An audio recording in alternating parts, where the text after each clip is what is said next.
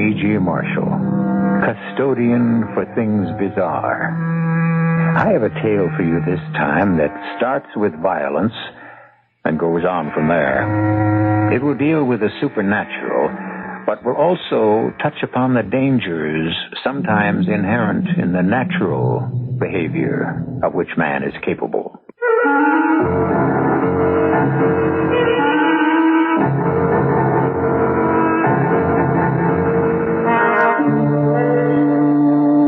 Our mystery drama, Not for Sale, was written especially for the Mystery Theater by Field and Farrington and stars Rosemary Murphy and Gordon Gould.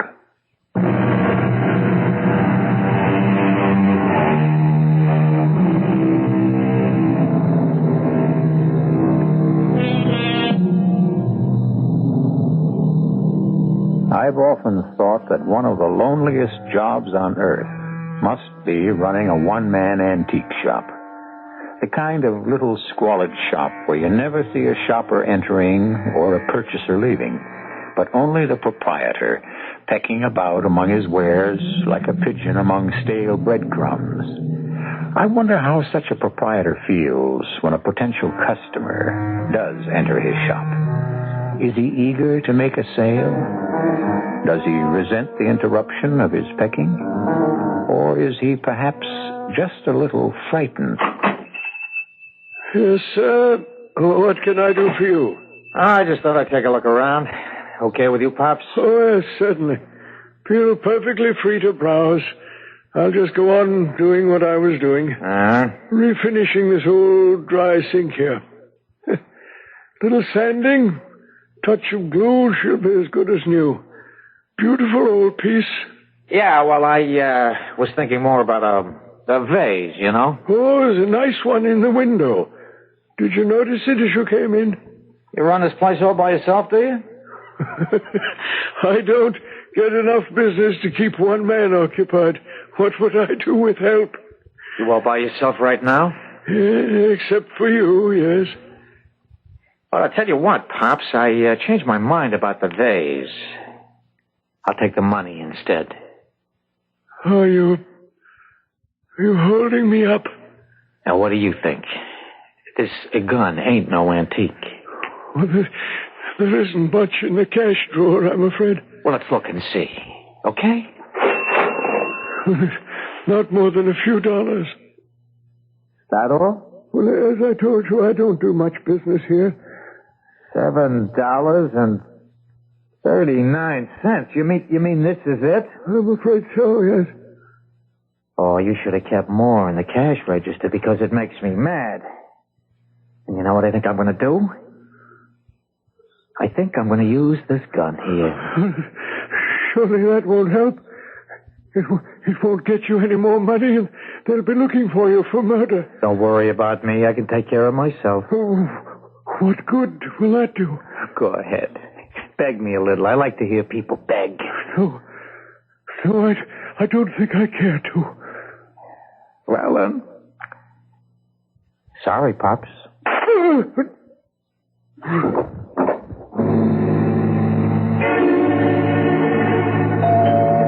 Can you get that, Brian? Got it. How do you do? This is the Colfax residence? That's right. I am Carl Miller, a friend of Mrs. Colfax's uncle, Milo Phillips. I wonder if I might speak for a moment with Mrs. Colfax. Something about her uncle? Well, it's not good news, I'm afraid. Oh. Well, Faye, it's somebody to see you. Okay. Come in, Mr. Miller, is it? Yes, Carl Miller. Well, come on in. There you go. Somebody to see me, you say? Faye, this is Mr. Miller. A friend of your Uncle Milo's. How do you do? How do you do? I am afraid I've some unpleasant news. Has something happened to Uncle Milo? I'm afraid so, yes. I came myself because I believed it could not be so painful to hear from one of his friends as from a total stranger. He's not dead, is he? I'm afraid that he is. Oh, no. Oh, Brian. Easy, Fay. I'm sorry to bring such news. Someone, the police say, was robbing the store and shot Milo. I was the one who found him lying there. I live in the apartment over the store, and I heard the shot. Oh, poor Uncle Milo. Who'd ever want to kill him? Such a sweet old man. Yes, we were good friends, Milo and I. I live in the second-floor apartment. He had the rooms upstairs on the third floor. We were good friends. Someone was robbing the shop, you say? So the police believe. Well, they couldn't have expected to get much. And perhaps were angered that it was not enough. That is happening sometimes these days. Do the police have any suspects? Not that they've told me. Mrs. Colfax, I am in possession of Milo's will. He's left all that he had to you. The shop? And all the merchandise. Also, he owned the building the shop is in. Well, it's a small building and not new, but I believe there's no mortgage. You are now my landlady. I just can't believe any of it. Thank you for coming yourself to tell us, Mr. Miller. It was very thoughtful of you. I'm sorry to be the bearer of bad news. We should meet, I should think, in a few days. Yes, and thank you, Mr. Miller. Oh, you're welcome. You have my sincere sympathy. Sorry about Uncle Milo, Fay. Just can't imagine anybody killing him. Uncle Milo. There was never a more peaceable man, and what am I going to do with an antique shop, Brian? Sell it, I imagine. All I can remember of it is the smell of dust. The real estate ought to be worth something. Not the best neighborhood. Poor Uncle Milo. Well, I've always wondered why I didn't marry an heiress. It turns out I did.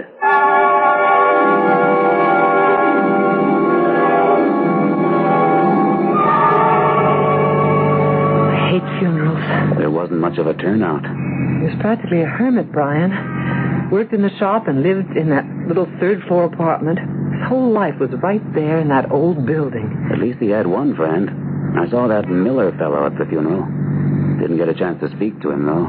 Oh, driver, here it is. Right here on the corner. Here you are. Keep the change.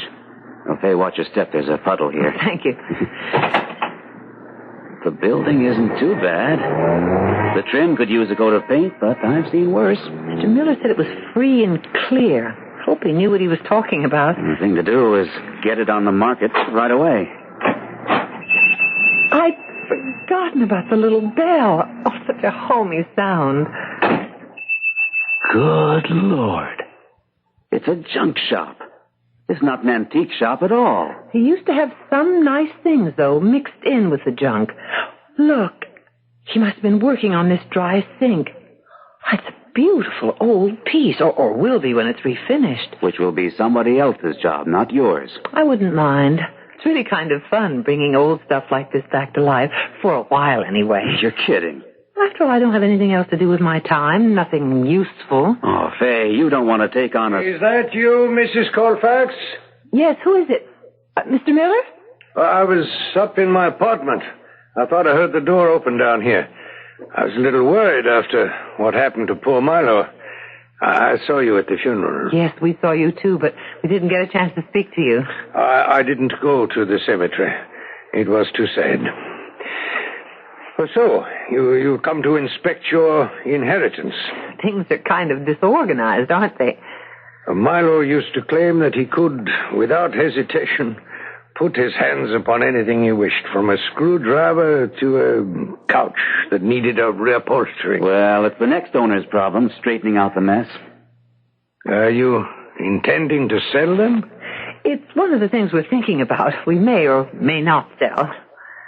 I should like the privilege of making you the first offer. You'd be interested in buying? The shop? The building? The whole thing?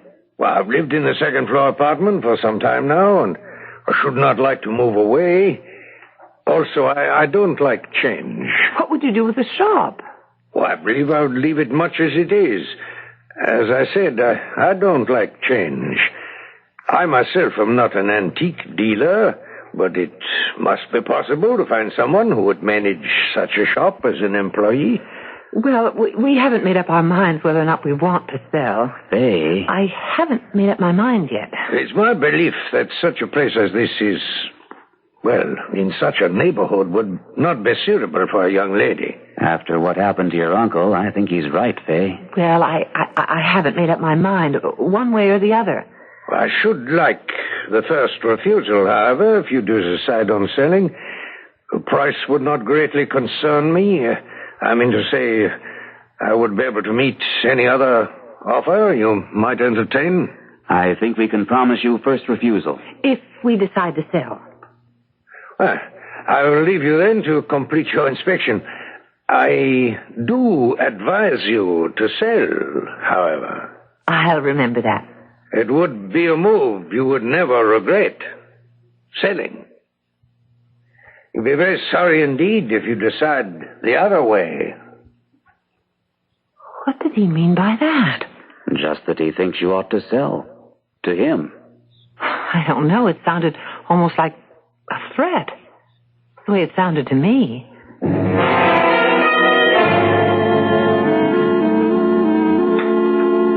Delicious.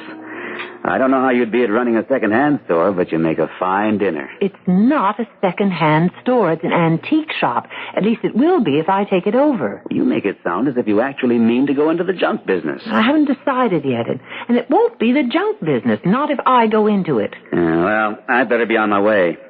Do you really have to go out tonight, Brian? This man I'm seeing is considering taking out a group policy for over 1,000 employees. If he wants to talk that kind of insurance to me, I'm his man. 8 o'clock at night or 4 in the morning. I guess the commission on a deal like that would be pretty big, wouldn't it? Like new living room furniture? You know something? I'll bet we could refurnish our living room right out of Uncle Milo's shop. Little refinishing here and there, some reupholstering. Oh, I bet we could. I'm getting out of here right now before you have a chance to say another word. Okay, bye. Don't be too late. I'll wait up. Shouldn't take that long. Bye. Faye. Is that you, Brian? No, it isn't, Brian. Then who... Where are you? I can't see you. I know. It's your Uncle Milo, Faye. Uncle Milo's dead. We buried him this afternoon. Yes. All the same, I'm your Uncle Milo. A ghost? I guess you'd have to call me a ghost, yes. You're not frightened, are you? I am a little bit. Don't be. I won't harm you. What do you want? Why have you come back? I want you to sell the shop and the building, but do not sell to Carl Miller. I should think you'd want me to keep the shop. No, it's safer to sell. Everybody keeps talking about my safety. And if I do decide to sell, why not to Carl Miller? It's for your own safety. You mean because of what happened to you? Because of the holdup? It was not a hold-up what happened to me, Faye. Not a legitimate hold-up. That young man was sent to my shop not to steal, but to kill me.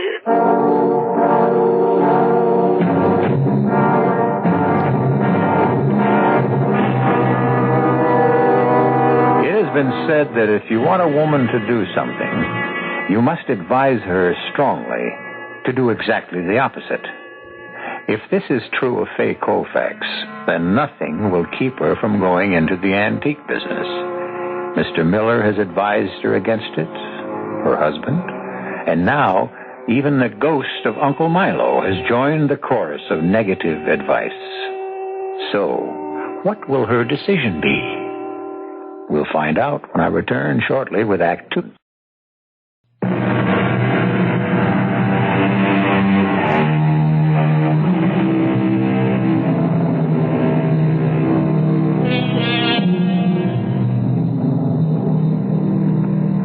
It seems to Faye Colfax that she heard the voice of her Uncle Milo, which is impossible, of course, because Uncle Milo died 3 days ago. He was buried only this afternoon. However, as Fay knows, the human mind can do strange things, especially when under stress. Did it happen, or did she dream it? Neither explanation is really acceptable.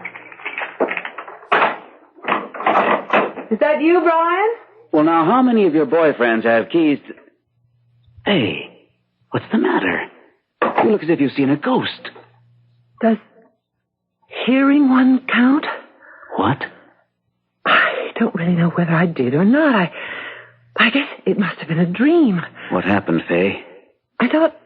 I was sure I heard Uncle Milo speaking to me. I think the whole thing has been too much for you. I'm hallucinating. Is that what you think? I didn't say that. I think you're all keyed up. Your uncle's death and the excitement of inheriting the store and the building and... Well, you just sort of imagined you heard Uncle Milo's voice. Imagined? What's that but hallucinating? Well, how did your meeting go, Brian? Very happily. You could end up wearing mink. Of course, once you've sold your building, I guess you can buy your own mink. I don't think I'm going to sell it. Is that what Uncle Milo seemed to be telling you? To keep the building and manage the shop yourself? No, he was saying that I ought to sell, but not to Mr. Miller. Not sell to Miller? Why? He never got around to explaining. For my safety, he kept saying. Well, anyway, I've just about decided to see how I could make out as an antique dealer. If you've decided, of course, that's that. I still think it's a mistake. I can always sell the building and get out of it. Uncle Milo got out. I wouldn't want to see you do it his way.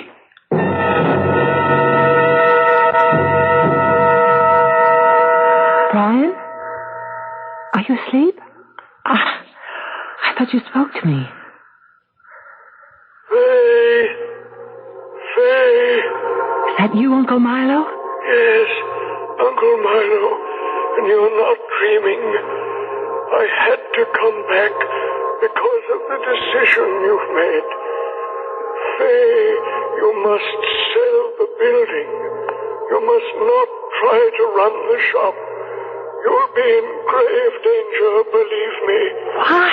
What's so dangerous about it? I can only tell you that Carl Miller is mixed up in something you must not get involved with. Mixed up in what? That's all I can tell you. You must sell the building, but don't sell it to Carl Miller. Have no dealing of any kind with Carl Miller. Is that clear? If it's so dangerous for me, I think you ought to tell me what it is he's mixed up in. Hey, are you talking to me? No, I was talking to... Oh, dear. I'm going now, Fay. Remember what I've told you. But you haven't told me anything, can't you? Fay, what are you talking about? Oh, he's gone. Well, who's gone? You'll just have to take my word for it, Brian. It was Uncle Milo again, and I didn't dream him. Fay, you can't start believing things like that, or you'll be in trouble. All right, then. I guess I'm in trouble.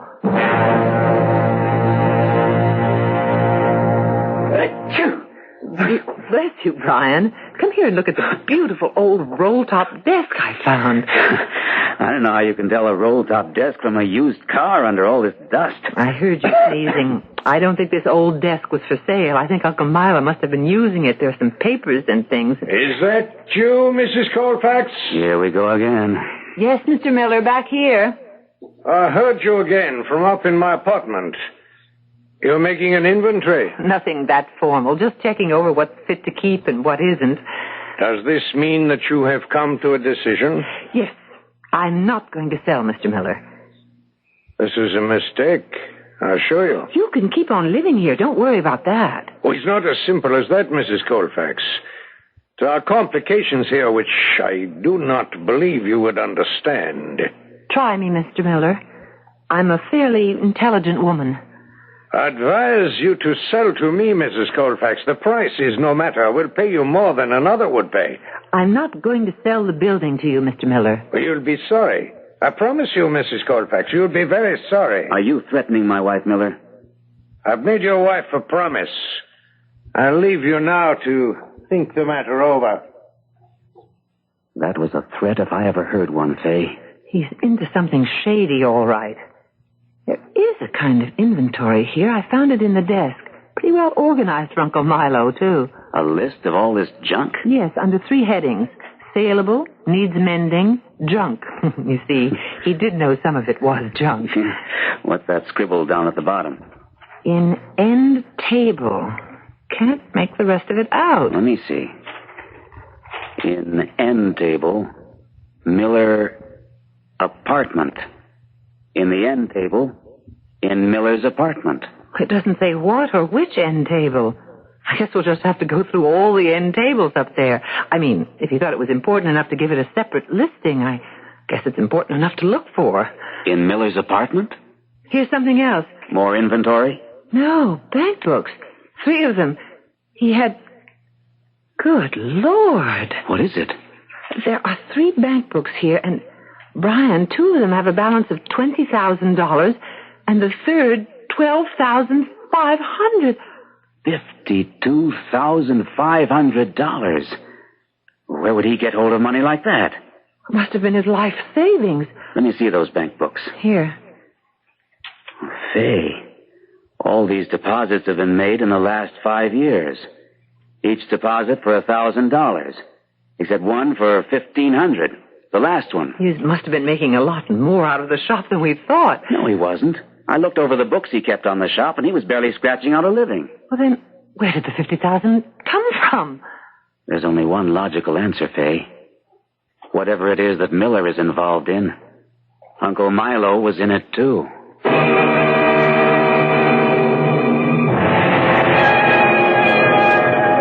Hey, Miller, you trying to make some kind of a fresh air nut out of me? Making me meet you here in the park? It's the safest place. I don't wish the Colfaxes to see you coming into my apartment. Let me worry about these things, Eddie. They're not your duty. Okay. Hey, how about my bread?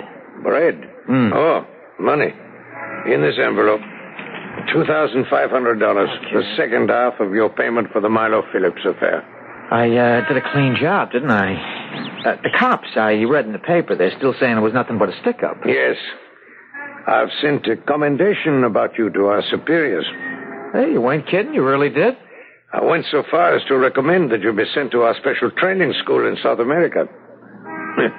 You didn't know we have such a school there, did you? The only thing is, though, I don't want to go back to school. You cannot go on to better things without training, Eddie. Espionage is like war. It is war. The soldiers must be trained. It sounds like getting drafted or something. Okay, when do I start? Not quite so fast as that. You must prove yourself and earn the right.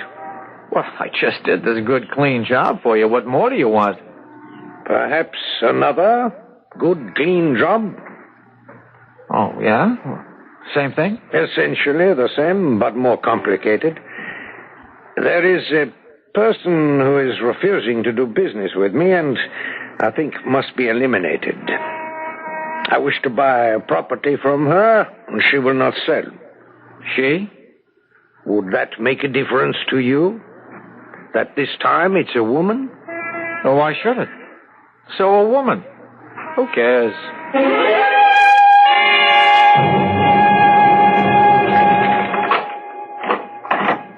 Brian, are you home? Been home for half an hour. Where were you? I went to those 3 banks. Where Uncle Milo kept his money? That's right. It's all in there, in the banks. What did you find out? They've already been notified. They were all set, all 3 places, to switch the accounts over to my name. All they needed was my signature. We're rich. And I aim to put the money to good use. It's all going right into that shop. Or all that's necessary, anyway. Well, easy come, easy go. Now, Brian, don't be discouraging. I know I can make it work. I have no doubt that you can make a going concern of the shop. The only thing is... The only thing is what? There's still Mr. Miller upstairs. We don't know yet what kind of shady thing Miller is into. And we're not sure, of course, that Uncle Milo was in it with him. But what if he was? What if we find out that money was illegally come by? Isn't there a chance you'll have to give it back? I hadn't thought of that. Well, I think you ought to consider it before you start actually spending the money. Hey, Miller. I wish you'd come away from that window, Eddie. Well, don't you want to know what I just seen out there? All right. What was it? She just parked her car across the street. The Colfax name. She's crossing the street. She must be on her way to the store downstairs. You will now have to stay here until she leaves. Please come away from that window. Okay. Hey, what's the matter with right now, Miller? You mean to do what is necessary with Mrs. Colfax? Sure. She's alone for once without her husband tagging along. I'd just as soon get it over with. There's no point in waiting. But in broad daylight? I don't want her left in the shop. That would be too much like the other time with Mother Phillips. Well, I don't see anything wrong with leaving it there in the shop. I do, Eddie.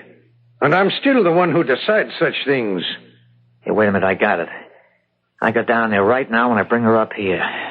We keep her up here, dead or alive, I don't care which, until it's good and dark outside and things have quieted down some. Then I take the body out and dispose of it.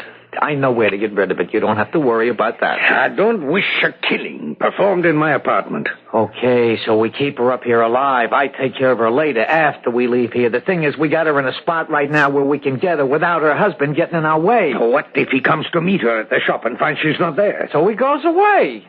With her automobile parked just across the street for all to see. I bet there's a million cars just like theirs in this town. I bet there's maybe 3 or 4 in this block right now. What's going to make him think it's his car?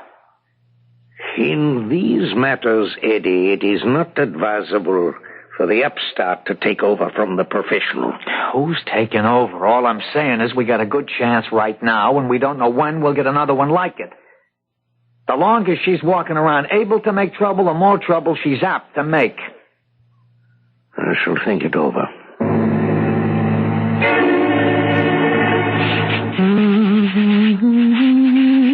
Hiya, Mrs. Colfax.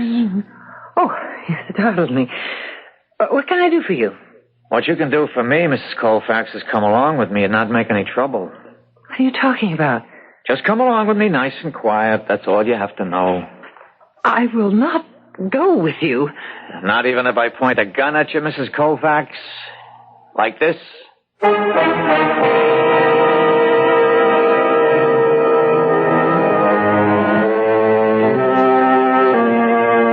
Is murder, cold and premeditated, to be Fay Colfax's reward for her stubbornness, firm-mindedness, if you prefer? Unaware that what she has pitted her determination against is an espionage ring, she is blocking the purposes of men desperate enough to plan her elimination. Whether or not her firm-mindedness can deliver her from this precarious situation is a question we shall try to answer when I return shortly with Act 3.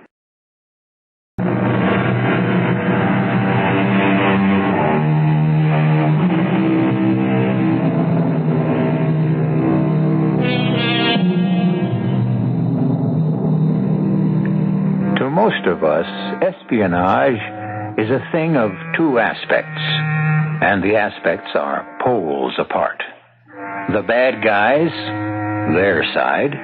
The good guys, our side.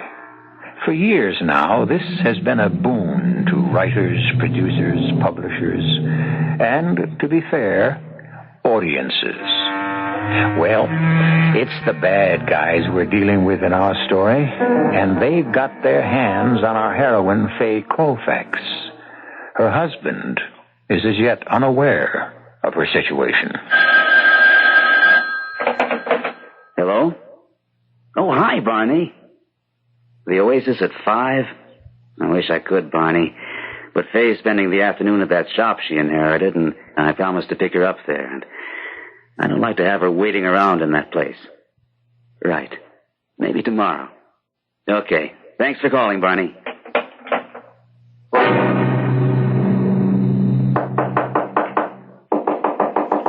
It's me, Miller. Eddie, I got the dame with me. Be quiet.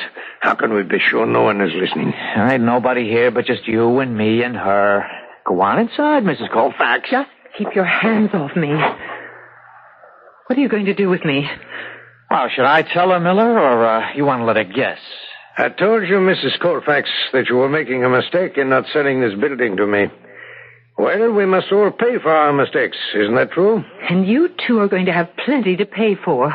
You've kidnapped me. That's what you've done. My dear Mrs. Colfax, we've only invited you up to my apartment, which you own, for a cup of tea.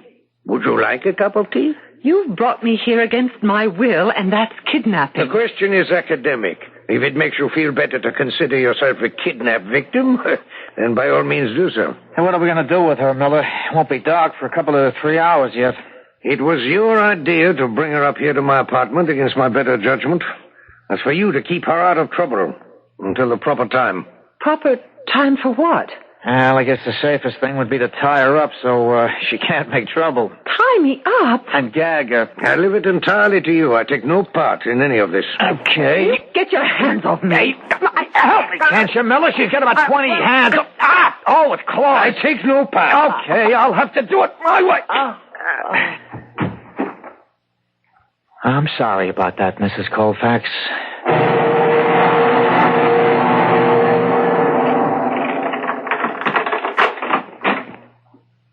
Faye? Faye? Faye!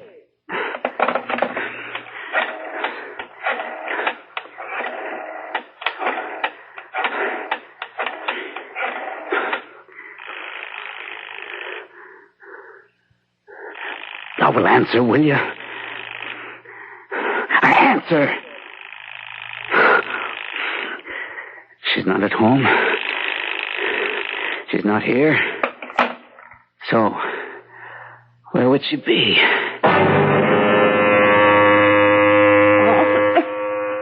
Eddie, I'm afraid the gag is too much for her mouth.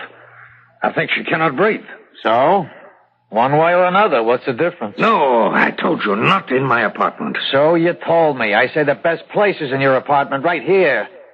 Who's going to ask questions? I see a couple of guys carrying a used rug out of the junk shop down there. I say we do it right here. You will do as I say. Why? Because if you do not, I will withdraw my commendation of you to our superiors. Oh.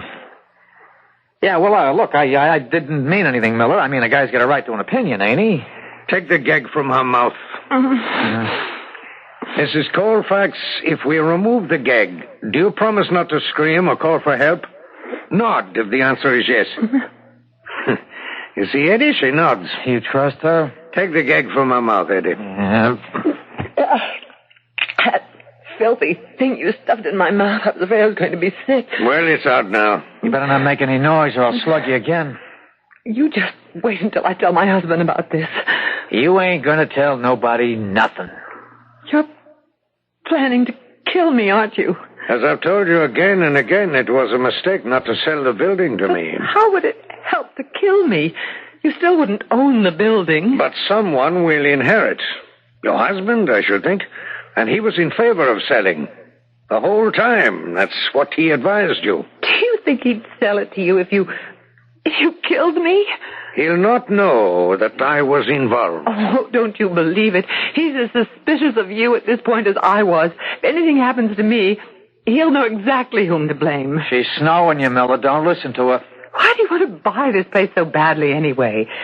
It can't be you just don't want to move. Nobody kills people just to keep from moving out of an apartment.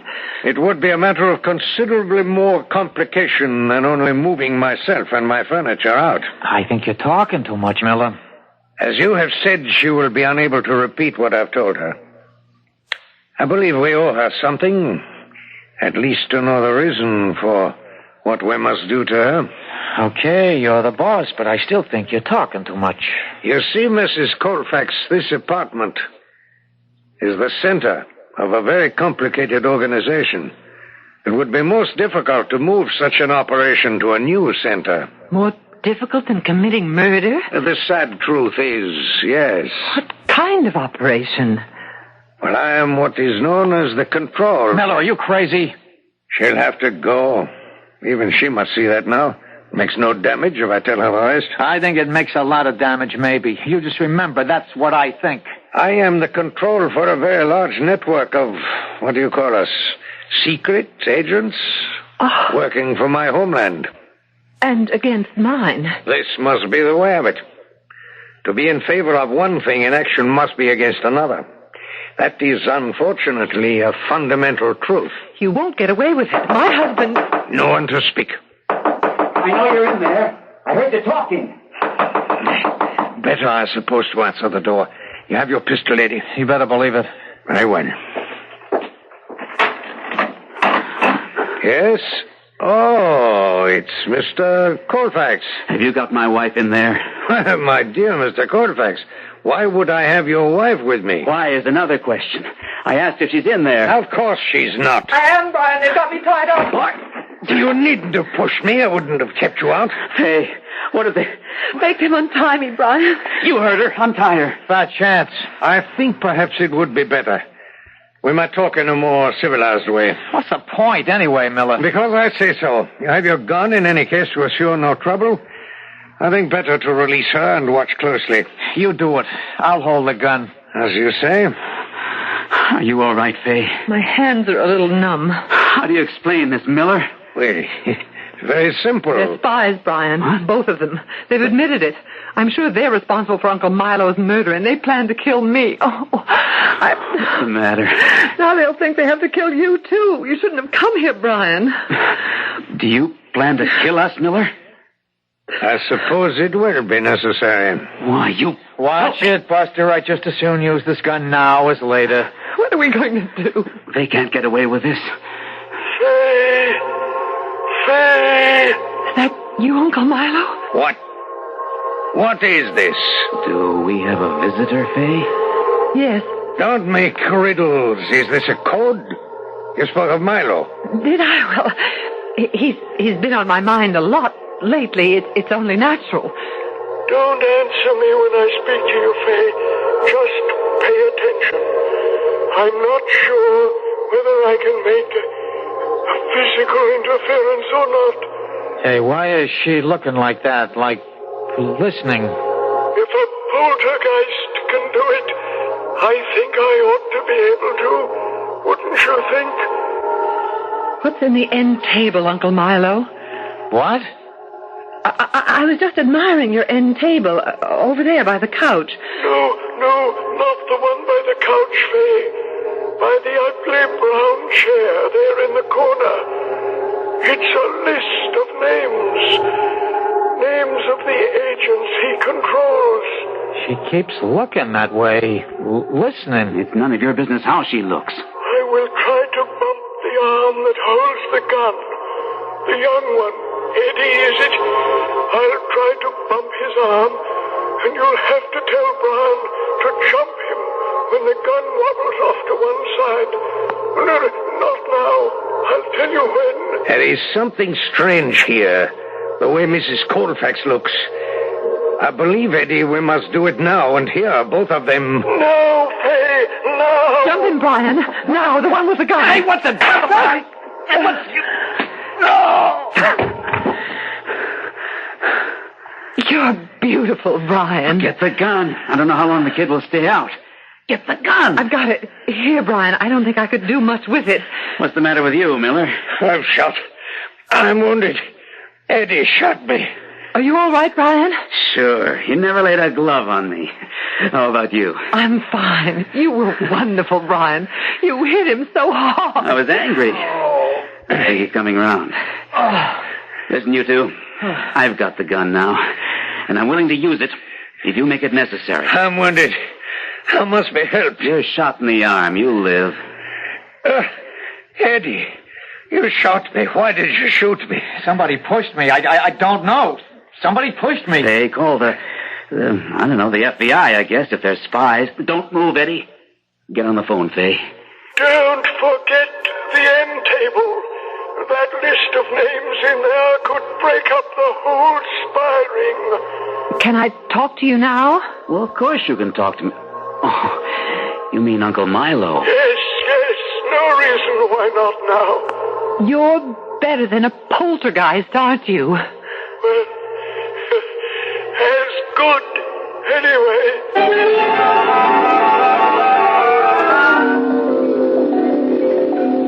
Well, the FBI has the list of names, and they have Miller and Eddie. Is there any reason why we can't go home now? Not one reason I can think of. And incidentally, several good reasons why we should. You've lost your best prospect, you know. I can't imagine who you're going to sell this old building to now. I'm not going to sell it to anybody. I'm going to make the antique shop into a real swinging place. And you have $50,000 to work with, don't forget. Uncle Milo has just reminded me that I have $50,000 to work with. Okay, I give up. Let's go home. I think I'll go home now, too. I'm very tired.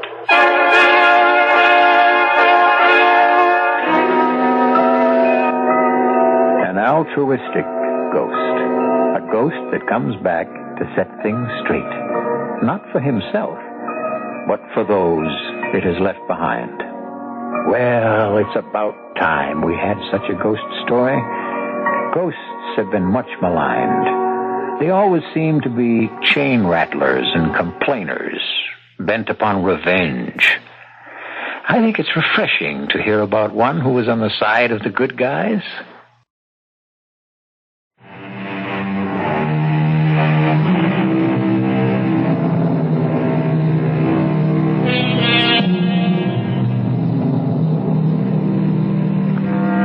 Mr. Miller and Eddie have been brought to justice and received deservedly severe sentences. Fay Colfax is the proprietor of a very successful antique shop, and she and Brian are in the process of living happily ever after. The apartment directly over the shop is rented at the present time to a nice young couple, but the small third-floor apartment is kept vacant in case Uncle Milo decides to pay another visit. Up to now, he has not done so, as far as anyone knows. Our cast included Rosemary Murphy, Gordon Gould, Court Benson, and Jack Grimes. The entire production was under the direction of Hyman Brown. This is E.G. Marshall inviting you to return to our Mystery Theater for another adventure in the macabre. Until next time, pleasant dreams.